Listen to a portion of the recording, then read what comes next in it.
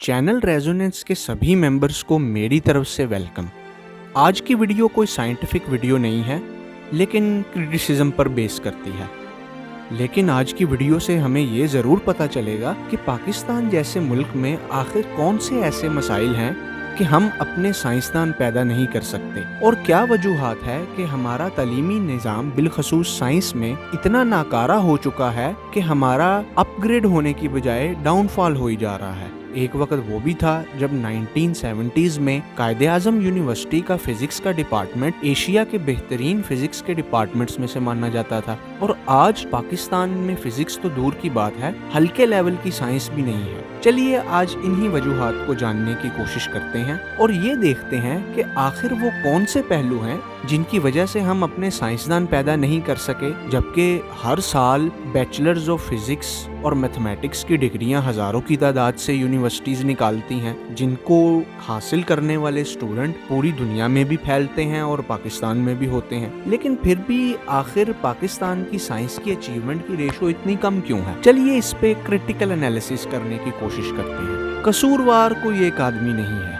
इसका कसूरवार पूरा माशरा है, पूरा सिस्टम है, और सबसे पहले और इम्पॉर्टेंट मैं समझता हूँ कि हमारे माँ बाप कसूरवार हैं। हमारा जो भी बच्चा मैट्रिक से एफएससी में जाता है तो हमारे माँ बाप, अक्सर घरों के माँ बाप, या यूँ कहना बेहतर होगा कि ज़्यादातर घरों के माँ बाप उसके सामने सिर्फ दो ऑप्शंस रख देते हैं कि अगर तुमने मैथमेटिक्स रखा तो इंजीनियर बनोगे, और अगर बायोलॉजी रखी तो डॉक्टर बनोगे। और बच्चा जो कि उस वक्त कच्चे जहन का मालिक होता है, इस चीज़ को अपने जहन में बिठा लेता है। उसके बाद जब वो अकेडमीज या कॉलेजेस में जाता है तो दूसरे कसूरवार उसके टीचर्स होते हैं, जो पहले ही दिन से उसका जहन एंट्री टेस्ट की तरफ बना देते हैं, बनिस्बत ये कि वो उसको सिखाएं फिजिक्स क्या है, मैथमेटिक्स के प्रिंसिपल्स कैसे काम करते हैं, और केमिस्ट्री किस बला का नाम है। वो उसको एक रट्टू सिस्टम में डाल देते हैं जहां पर मेमोरी बेस्ड गेम होती है और वही बच्चा टॉप करता है जिसकी मेमोरी अच्छी होती है। लेकिन साइंस मेमोरी नहीं, अंडरस्टैंडिंग का नाम है, रैशनल और क्रिटिकल थिंकिंग का नाम है, इख्तलाफ करने का नाम है। बोहर ने अगर रदरफोर्ड से इख्तलाफ ना किया होता तो क्वांटम मॉडल कभी भी तैयार ना होता, और अगर क्वांटम मॉडल कभी भी तैयार ना होता तो दुनिया आज इतने तेज कंप्यूटर ना बना सकती। जी आप सही समझे हैं, मेरा इशारा क्वांटम कंप्यूटर की तरफ है। अब जब बच्चा एफएससी से निकलता है और एंट्री टेस्ट देता है तो कुछ तो लोग कामयाब हो जाते हैं और कुछ लोग रह जाते हैं। अब जो लोग रह जाते हैं उनमें भी दो तबके हैं, एक अमीर तबका और एक मिडिल क्लास या गरीब तबका। अमीर तबका तो प्राइवेट एमबीबीएस या इंजीनियरिंग अफोर्ड कर सकता है, लेकिन कहीं ना कहीं ये गरीब तबका या लोअर क्लास या मिडिल क्लास तबका पिसकर रह जाता है। अब सेकेंडरी ऑप्शन के तौर पे उनमें से ज्यादातर स्टूडेंट्स साइंस और बेसिक साइंसेस की फील्ड को अडॉप्ट करते हैं, जिनमें physics, mathematics, chemistry, biology, zoology और बॉटनी वगैरह शामिल हैं।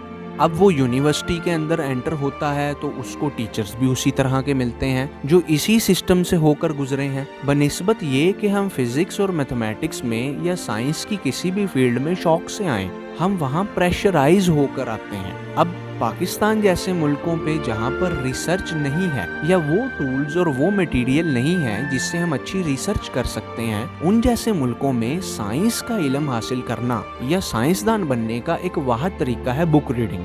हर कोर्स पे एक बेहतरीन किताब पढ़ी जाए, लेकिन उससे पहले फंडामेंटल किताबें पढ़ना ज़रूरी है। लेकिन हम देखते हैं कि हमारा यूनिवर्सिटी का सिस्टम हमारे हाथ में नोट्स पकड़ा देता है, बनिस्बत ये कि वो हमें किताबों की तरफ लगाए। और उनकी बात भी ठीक है, किताब तो वो हमें तब देना जब उसको खुद किताब आती हो। अगर उसने खुद किताब पढ़ी होती तो बेशक वो एक टीचर ही क्यों ना होता, उसकी बॉडी लैंग्वेज और उसकी थिंकिंग दूसरों को बहुत मुतासर कर सकती थी। अब यही बच्चा कल को डिग्री लेकर निकलता है और आगे दूसरों को पढ़ाने के लिए निकलता है, और ये एक, जैसे कि हम न्यूक्लियर फिजिक्स में कहते हैं, चेन रिएक्शन चल पड़ता है, जिसमें बुरे से बुरे लोग आते हैं और बदतरीन से बदतरीन हालात पैदा हो जाते हैं। यही वजह है कि साइंस में बनिस्बत के हमारा अपग्रेड हो, हमारा डाउनफॉल आता है। अगर मैं अपनी बात को समराइज करूं तो पहले कसूरवार हमारे माँ बाप, जो हमारा ब्रेन वॉश करते हैं कि आपने मेडिकल या इंजीनियरिंग में जाना है बगैर किसी वजह के।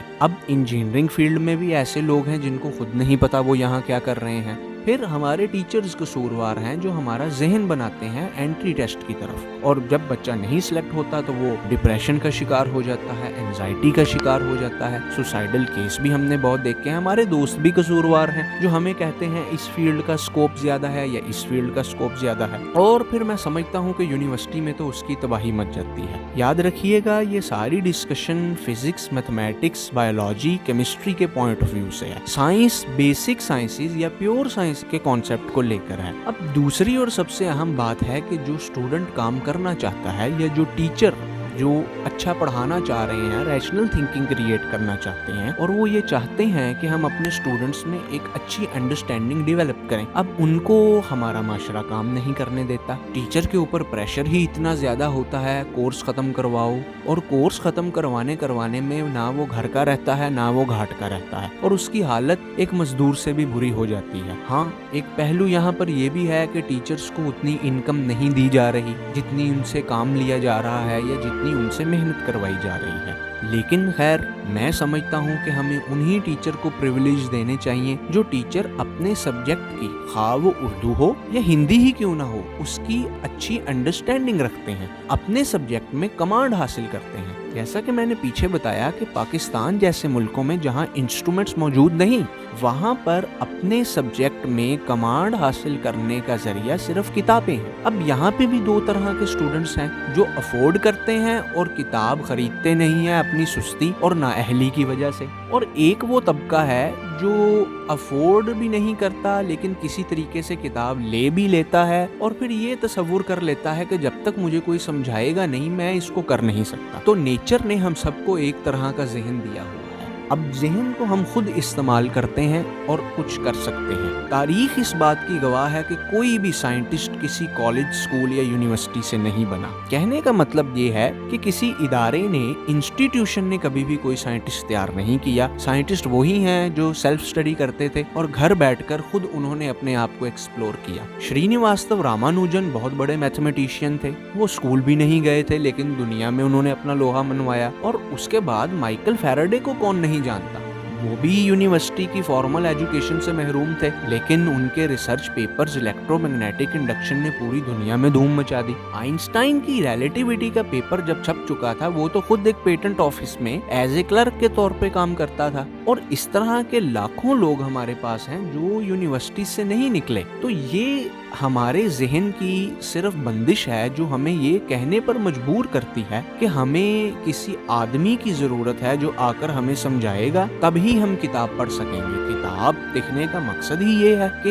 एक आदमी उसको पढ़कर समझ सके। एक साइंसदान ने रिसर्च कर कर अपना तहकीकी मकाला या रिसर्च पेपर लिखा, उसका लिखने का मकसद ही ये था कि एक अंडरस्टैंडिंग रखने वाली पब्लिक को ये चीज समझाई जा सके। ये कुछ पहलू थे जो हमारे तालीमी निज़ाम में है और हमें कमजोर करते हैं। अब जिसकी वजह से जो लोग काबिलियत रखते हैं वो कोशिश करते हैं कि हम इस मुल्क से बाहर जाएं। लेकिन मैं अपने सभी मेंबर्स को, अपने सभी व्यूअर्स को यही कहना चाहूँगा कि हमें अपनी हालत खुद बदलनी होगी। आसमान से हमारी मदद नहीं उतरेगी। कभी भी हमें ऐसे टीचर्स नहीं मिल सकते जो हमारे अंदर क्रिटिकल या रैशनल थिंकिंग पैदा करें। और टीचर्स को मैं ये कहूँगा कि कभी भी ऐसे स्टूडेंट नहीं मिलेंगे जो सीखने का शौक रखते होंगे। आपको खुद इस चीज़ को ओवरकम करना होगा, अपने हालत को खुद दुरुस्त करना होगा, अपने अंदर खुद एतमादी पैदा करनी होगी और अपने जहन का भरपूर इस्तेमाल करना होगा। बनिस्बत ये हम सोचें कि कोई गैब से हमारी मदद करने आएगा, तो ऐसा तो बिल्कुल नहीं होने वाला। ये थी हमारी आज की वीडियो। अगर आपको हमारी ये वीडियो पसंद आई तो कमेंट्स में अपनी राय का इजहार ज़रूर कीजिएगा।